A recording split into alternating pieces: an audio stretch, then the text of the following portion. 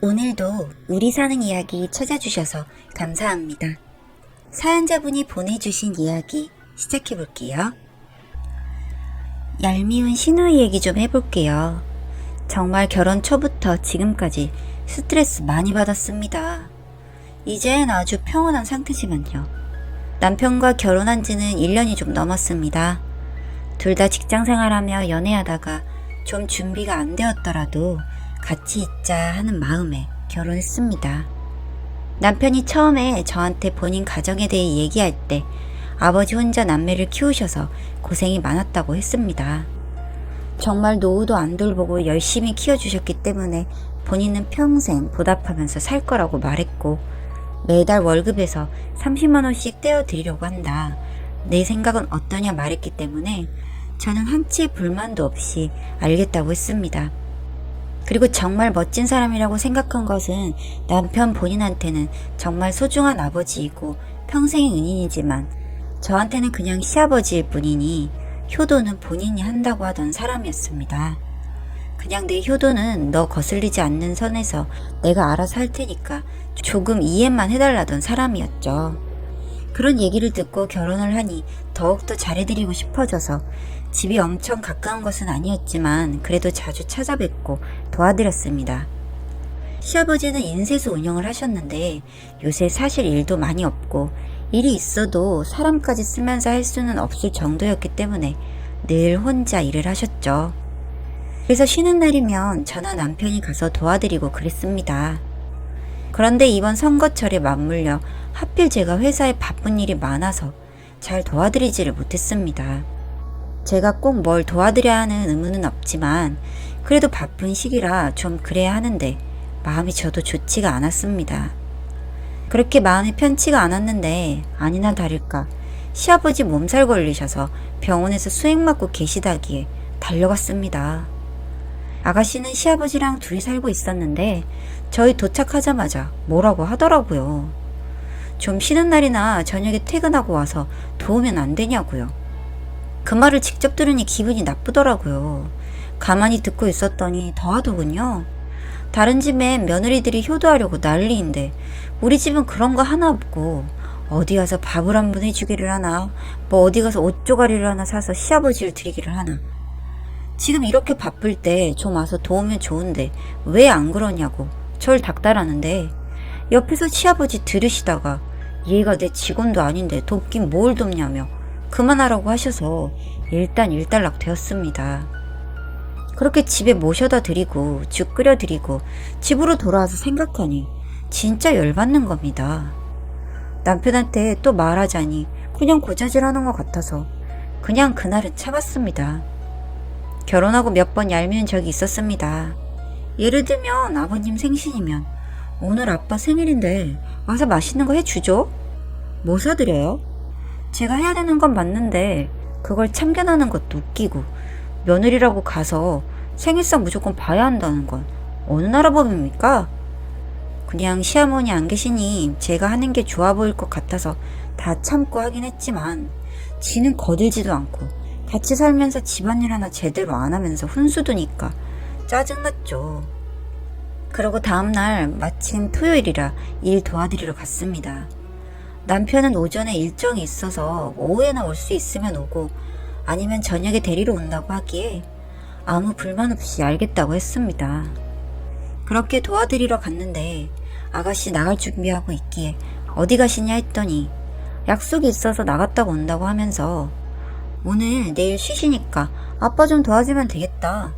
그러기에 아가씨는 안 도와드리고 약속 가냐 했더니 미리 정해진 거라 어쩔 수 없다 하기에 진짜 열받는데 그냥 참았습니다. 그렇게 그냥 가던 길 갈 것이지 괜히 또 시비를 걸더군요. 다른 집의 며느리들은 안마의자도 사드리고 하던데 언니는 돈도 잘 번다면서 왜 그런 것도 안 해주냐며 용돈도 오빠 월급에서 주고 돈 관리도 각자 한다고 들었는데 돈 모아서 뭐해요? 하기에 도저히 못 참겠더군요. 아가씨는 사회생활 하는데 왜 안마의자나 못 사드리고 용돈도 한 푼 안 드리고 데려 타가는 걸로 알고 있는데 뭔가 잘못된 거 아닌가요? 아니 아직 어려서 월급도 얼마 안 돼서 그렇고 나도 옷 같은 거 이쁜 거 있으면 사드린다고 하더군요. 그 옷 그래봐야 보니까 다 몇만 원짜리던데 아직도 한 달에 30만 원 이상 타가는 걸로 알고 있는데 그 돈 그이가 주는 용돈에서 드리는 건 아세요? 하니 어차피 오빠 돈인데 무슨 상관이에요? 하기에 그렇게 네 돈 내 돈 할 거면 내가 집 살 때 돈 더 못했고 공동생활비도 제가 더 부담하는데 그냥 다 똑같이 하자고 용돈 못 드리게 만들까요? 하니 사람이 어쩜 그렇게 못됐어요? 하면서 시비를 걸더군요. 입씨름하고 싶지 않다고 그냥 무시하고 일 도와드렸습니다. 표정이 어두우니 아버님이 무슨 일 있냐, 힘들면 안 도와줘도 된다, 쉬라고 하시는데 아무것도 아니라고 했더니 혹여나 땡땡이 때문에 기분 나쁜 거면 그냥 무시하라고 하더군요. 엄마 없이 아빠가 오냐오냐 키워서 버르장머리가 좀 없다면서요. 또 그 말 들으니 아버님한테 죄송스럽기도 하고 그래서 또 열심히 일했습니다. 말동무도 해드리고요. 그리고 그날 저녁 남편은 8시나 되어서야 왔고 아가씨도 그쯤 와서 늦은 저녁 다 같이 먹었습니다. 그런데 또 제 성질을 긁더군요. 언니 엄청 잘 먹네요. 임신하면 살 많이 찌겠다. 말하는데 그냥 무슨 말을 해도 왜 이리 열부터 올라오는지 혼났습니다. 그래서 버르장머리 없는 건 알지만 아버님 앞에서 그냥 할 말 했습니다. 아가씨는 지금부터 관리 좀 해야 될 것 같은데 남자친구 만들려면요. 그러니 혼자 열폭해서 남자들 줄 선다고 난리 치기에 아, 네, 그러시구나 했습니다. 남편은 옆에서 웃고요. 계속 저한테 뭔가 신경전을 거는데 전처럼 계속 당하고 있기 싫었습니다. 저희 신혼여행 다녀온 얘기를 하더니 우리 아빠 해외 한번 못 나가봤는데 다음에 한번 보내주겠지 언니가 하기에 아가씨 저번에 친구들이랑 해외여행 다녀온 것 같던데 그때 아버님이랑 같이 왜 안 가셨어요? 물으니 당황하면서 그건 우정여행으로 미리 약속해 놓은 거라 다녀온 건데요? 하더군요. 그래서 아버지보다 우정이 중요해요? 하니 심히 당황하는 모습이 아주 기분 좋았습니다. 근데 듣고 있던 남편이 하는 말이 효도는 자식인 네가 해야지 왜 언니한테 난리야? 앞으로 자꾸 신경 건드지 마라 말하니 삐져서 아무 말도 안 하고 밥만 먹었죠. 그렇게 그날 마무리되고 다시 집으로 돌아왔습니다. 그날 밤에 저한테 장문의 카톡이 왔어요. 뭐 엄마가 없는 아버지라 처음에 오빠 결혼한다고 했을 때 이제 좀 챙겨줄 줄 알고 기대했는데 기대한 거랑은 너무 다르다고. 차라리 오빠 결혼 안 했을 때 같이 살 때가 더 나았다며 다른 집에는 시어머니 때문에 스트레스 받고 힘들어하는데 그런 것도 없으면서 시댁에 좀 잘 해야 되는 거 아니냐는 내용이었죠. 뭐 이런 게 다 있나 싶었습니다. 남편의 마인드랑은 너무 틀렸으니까요. 그래서 저도 답장 보냈습니다. 결혼할 때 남편이 저한테 했던 얘기 그대로요. 그랬더니 그건 그냥 부담 줄 수 있으니 한 말이고 언니가 좀 알아서 잘 해주셨으면 좋겠다 하기에 더 이상 말씨름하기 싫어서 충분히 잘하고 있으니 아가씨만 잘하시면 될 것 같다고 보내고 씹었습니다. 자꾸 이런 과정 속에서 많이 스트레스 받았습니다. 시어머니가 없으니 아가씨로 스트레스 받나 싶기도 하고 너무 심하게 하려니 아버님한테 죄송스럽기도 하고요. 친구들한테 말하니 참교육을 시켜주라느니 여러 방법을 제시했지만 별로 도움이 안 되었습니다. 그러던 어느 날 뜻밖의 일이 생겼습니다. 아버님이 만나는 사람이 있다고 소개를 시켜준다고 하셨습니다. 남편도 저도 너무 놀랐죠. 만나보니 너무 좋으신 분 같았습니다. 남편과는 사별한 지가 좀 되었고 그냥 엄청 조용하시고 차분하신 분 같았습니다. 남편도 마음에 들어하는 눈치였고 아마 마음에 안 든다고 할지라도 아버지가 좋으면 됐다고 할 사람이었고요. 근데 아가씨가 자꾸 뭐 무슨 일 하는지 캐묻고 어디 사는지 묻고 호구조사를 눈치가 없는 건지 말도 참 아름답게 하더군요. 아빠 요새 잘 만나보고 살아도 살아야지 사기꾼들도 많대 이러는데 듣는 제가 너무 민망했습니다. 아버님 당황해서 여자분 표정 살피시는데 남편이 진짜 화가 났는지 그 자리에서 이게 진짜 오냐오냐 하니까 정신머리가 나갔나 하면서 화를 냈습니다. 그렇게 화내는 모습을 처음 봤어요. 버르장머리 없이 어디서 자꾸 입을 놀리냐고요. 엄마 없이 자란 막내라고 오냐오냐 했더니 점점 더 넘는다며 아버지 앞으로 용돈도 주지 말고 알아서 먹고 살게 하세요 하는데 오빠가 그렇게 무섭게 화내는 거 본인도 처음 봤는지 눈이 동그래져서 어버버 아무 말도 못하더군요.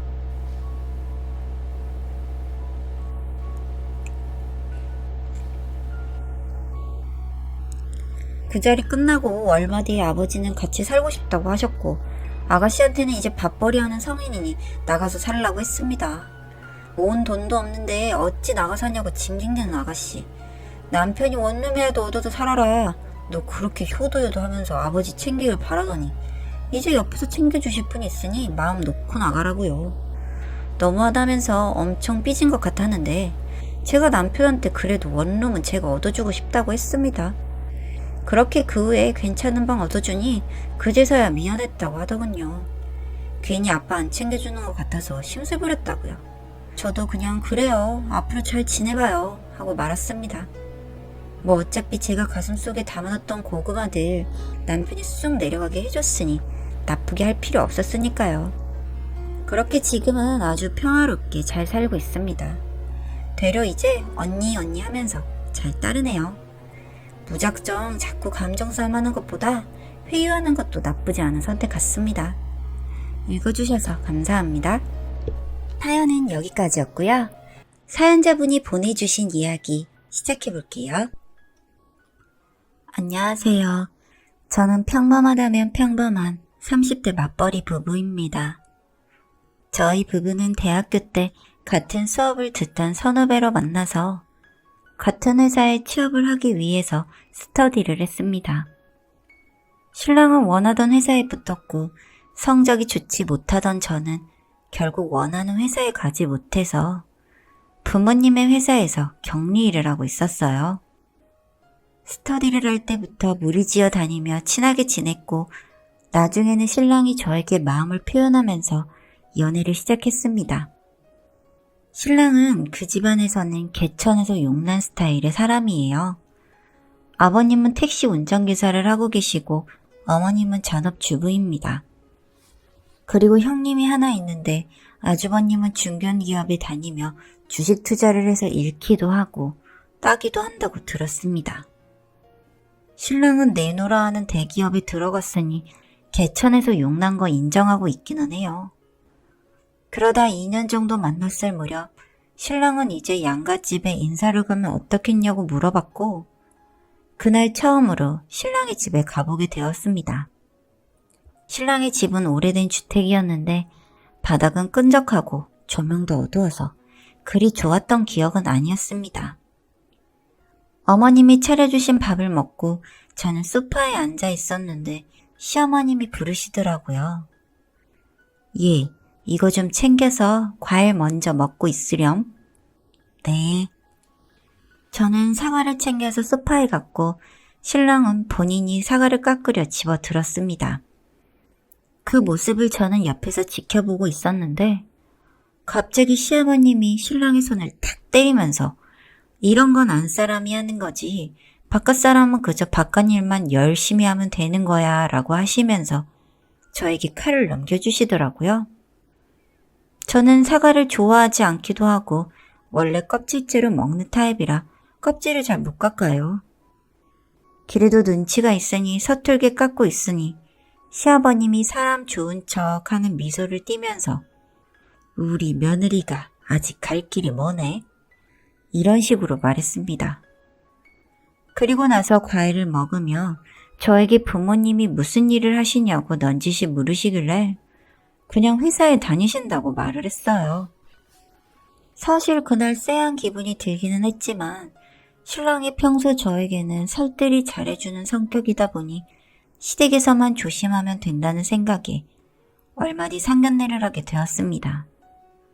결혼하기 얼마 전 신랑은 저에게 저희 부모님 차가 어떤 거냐고 물어서 저는 제네시스를 타고 있다고 말을 했습니다. 그냥 흘리는 듯이 하는 말이라 신경을 안 쓰고 있었는데 상견례를 하는 날 시아버님이 에쿠스를 타고 오셨더라고요. 저는 당시 시아버님이 차가 있는지 그런 걸 몰랐던 터라 에쿠스를 타고 다니시나 보다 생각을 했는데 저희 집보다 더 좋은 차를 빌려서 타고 오신 거라는 걸 나중에 전해 듣곤 어이가 없었어요. 상견례를 할 때에도 요즘은 반반 결혼이 대세라고 하니 그렇게 간소하게 하는 게 어떻겠냐는 식으로 이야기를 했고, 저희 부모님께서는 하나 있는 딸 그래도 굳이 갖춰서 결혼을 시키고 싶다고 했습니다. 그 자리에서는 시부모님도 그럼 흔쾌히 집을 알아보겠다고 했고 저희도 혼수를 준비하겠다고 대답을 했어요. 얼마 뒤 서울 외곽 쪽에 시댁이 집을 하나 해주셨고 아직은 아들 명의라고 이야기를 하셔서 그러려니 생각을 하고 혼수를 채워놓고 결혼을 했습니다. 결혼 이후 시댁은 저희 집에 곧잘 찾아왔고 나중에는 비밀번호까지 알아낸 건지 수시로 드나드셨어요. 한 번은 회사를 다녀와서 냉장고를 열었는데 반찬이 몇 가지가 채워져 있어서 신랑에게 물어봤더니 어머님이 다녀가신 거라고 하더라고요. 음식을 해서 가져다 주시는 건 감사하지만 그래도 빈집에 드나드는 건 경우가 아닌 것 같아서 연락을 드렸습니다. 어머니, 오늘 반찬 전해주러 오셨다고 들었어요. 아, 그래. 미나리가 제철이라 밑반찬 몇 개 해서 넣어뒀어. 감사합니다. 잘 먹을게요. 어머니, 다음부터는 연락 주시면 제가 퇴근길에 가지러 갈게요. 수고스럽게 직접 안 오셔도 괜찮아요. 어? 그냥 우리 아들이 어떻게 살고 있나 궁금하기도 해서 그렇지. 일하는데 바쁘잖아. 그래도 빈집에 손님이 오시는 게 불편해서 그래요. 손님이라니? 가족끼리 서운하게. 그게 무슨 말이니? 그렇게 조금 투닥거리며 전화를 끊었고 괜스레 그날 이후로 집 정리도 더 열심히 하게 되더라고요.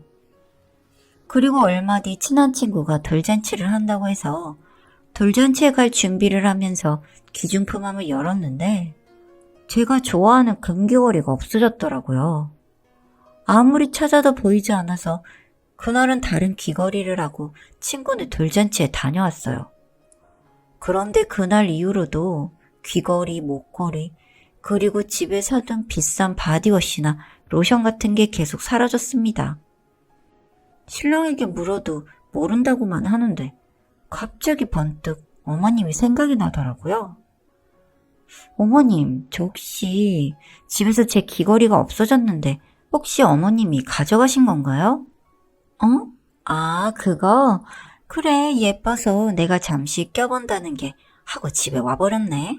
다음에 갈 때 챙겨 보내마. 제 물건에 함부로 손대지 말아주셨으면 좋겠어요. 그 귀걸이도 친한 친구한테 선물 받은 거예요. 가족끼리 니 거 내 거가 어디 있니? 시어머님은 이런 것 하나 이해하지 못하는 저를 엄청 속 좁은 사람 취급을 하셨고 그래서 저는 결국 귀중품들은 모두 본가에 보내두었어요. 혹시나 또 어머님이 가져가실까 봐요. 그런데 며칠 뒤 제가 친구랑 약속이 있어서 밖에 외출을 했는데 시어머님이 신랑 혼자 있는 집에 왔다고 했고 신랑도 있으니 무슨 일이 있겠어? 하는 마음에 알겠다고 대답했는데 이번엔 제 명품 스카프가 없어졌습니다. 시어머님이 친구랑 약속이 있어서 잠시 쓰려고 빌렸다고 하는데 어쩜 그렇게 비싼 것만 쏙쏙 빌려가는 건지. 그리고 돌려주실 때 보니 스카프 끝에 빨간 짬뽕 같은 양념이 잔뜩 묻어 있었어요. 어머니, 이거 세탁도 안 되는 건데 이렇게 해오시면 어떡해요? 얘가 왜 승질이야? 그냥 안 보이게 잘 쓰고 다니면 되지. 그게 너무 미끌거려서 자꾸 풀리는데 어떡하니 그럼? 이거 새로 사주세요. 이렇게는 못 써요. 뭐라는 거야? 그냥 세탁기에 빨아서 써. 세탁해서 지워질 게 아니라고 말씀드렸잖아요. 옆에서 신랑은 말리기 바빴고 시어머님은 결국 그렇게 도망치듯이 나가버렸습니다. 그리고 나서 신랑은 이렇게 될 줄 몰랐다며 사과를 했고 저도 더는 기분이 나빠서 그냥 지낼 수가 없겠더라고요. 그날 신랑에게 시어머님 댁 비밀번호를 물어봤고 그 다음날 저는 시댁에 몰래 들어가서 시어머님의 차키를 훔쳐왔습니다. 그리고 다음날부터 시어머님의 차로 운전을 하며 다녔고, 시어머님은 차키를 잃어버렸다고 하면서 여기저기 전화를 하다가 저에게 전화가 왔어요. 얘, 혹시 너 얼마 전에 우리 집에 왔을 때 내 차키 봤니? 아무리 찾아도 차키가 안 보이네. 네, 제가 어머님 차 좀 쓰려고 가져왔어요. 아, 너는 무슨 말도 없이 차를 써. 그거 보험도 안 들었잖아. 아, 저 아무 차나 탈 수 있게 보험 넣어뒀어요. 아, 제 차를 엄마가 탄다고 가져가셔서 지금 차가 없어서요. 그렇다고 말도 없이 차를 가져가? 아, 가족끼리 뭐 어때요? 그보다 어머님 전화하면서 운전하니까 운전이 힘드네요. 너 오늘 바로 차 가져와.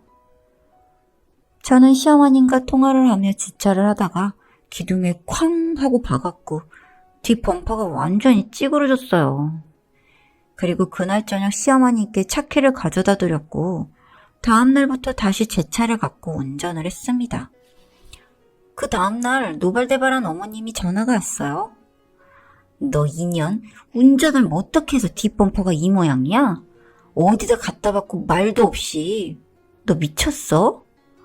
아, 제가 운전하다가 실수로 기둥에 박았어요. 운전하는데 지장 없어서 차는 가져다 뒀고요. 뭐? 그게 말이 되니? 너 정말 왜 이러니? 내가 네 물건 좀 썼다고 이래? 어머, 어머님. 무슨 말을 그렇게 하세요. 가족끼리 이런 거 저 정말 괜찮아요. 마침 엄마가 제 차 작아서 못하겠다고 주셔서 어머님 차 돌려드린 거예요. 너? 이날 이후 시어머님은 저만 보면 혀를 끌끌 차고 있으시고 이 말을 전해 들은 신랑은 그날 배꼽이 빠져라 웃었습니다. 제가 원래 당하고만 사는 성격은 못돼서 꼭 돌려주는 걸 알고 있었는데 설마 시어머니한테까지 그럴 줄은 몰랐대요.